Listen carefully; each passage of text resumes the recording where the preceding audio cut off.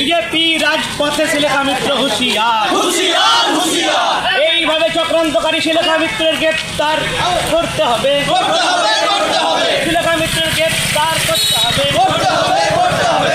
যে বামপন্থী রাজনৈতিক দলের ছত্রছায়ায় শ্রীলেখা মিত্র ভারতীয় প্রধানমন্ত্রী সম্মানীয় নরেন্দ্র মোদীর বিকৃত ছবি যেভাবে ছড়িয়েছে, এর প্রতিবাদে বিজেপি রাজপথে শ্রীলেখা মিত্র হুঁশিয়ার, হুঁশিয়ার হুঁশিয়ার। বন্দে মাতরম, বন্দে মাতরম। শ্রীলেখা মিত্রের গ্রেপ্তার করতে হবে, করতে হবে করতে হবে। বিজেপি বিজেপি বিজেপি জিন্দাবাদ, জিন্দাবাদ জিন্দাবাদ শ্রীলেখা মিত্রকে গ্রেপ্তার করতে হবে। করতে হবে।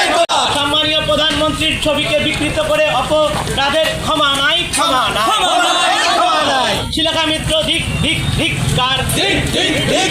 বন্দে মাতরম, বন্দে মাতরম। বিজেপি জিন্দাবাদ। জিন্দাবাদ জিন্দাবাদ।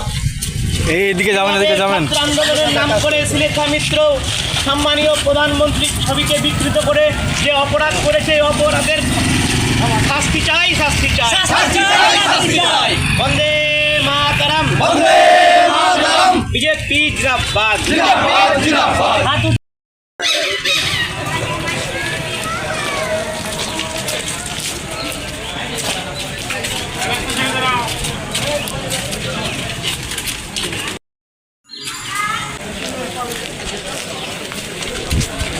ভারত মাতা কি মাতরম, ভারত মাতা কি জয়।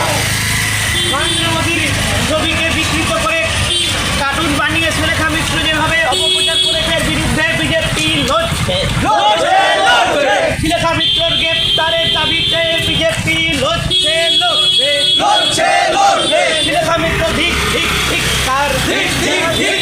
নরেন্দ্র মোদী প্রধানমন্ত্রী সম্মানীয় তার ছবিকে বিকৃতি করে অপপ্রচারের বিরুদ্ধে ভারতীয় জনতা পার্টি লড়ছে, লড়বে। লড়ছে লড়বে। শ্রীলেখা মিত্রর এই জঘন্যতম অপরাধের ক্ষমা করছি না, করবো না। করছি না করবো না। বন্দে মাতরম। বন্দে মাতরম। আচ্ছা, আজকে কি কর্মশালা ছিল আপনাদের এখানে?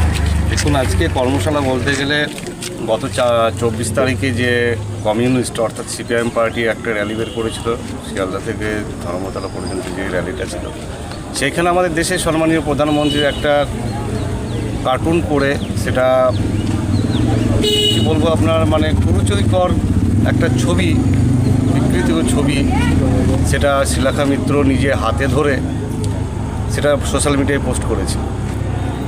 শ্রীলেখা মিত্র অতি শিক্ষিত, এর পরিচয় সেটা এখানেই পেলাম, কতটা শিক্ষিত। আজকে শুধু প্রধানমন্ত্রীর ছবিটা করেছে, বিগত দিনেও আমরা দেখেছি বিভিন্ন তার ফেসবুক টুইটারে যৌন কেলেঙ্কারি বিভিন্ন রকমের উনি মন্তব্য করে থাকেন, ঠিক আছে।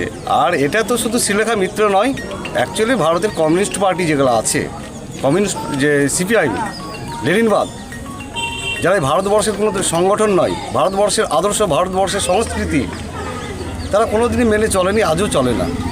যারা দেশে থেকে দেশবিরোধী কাজ করে,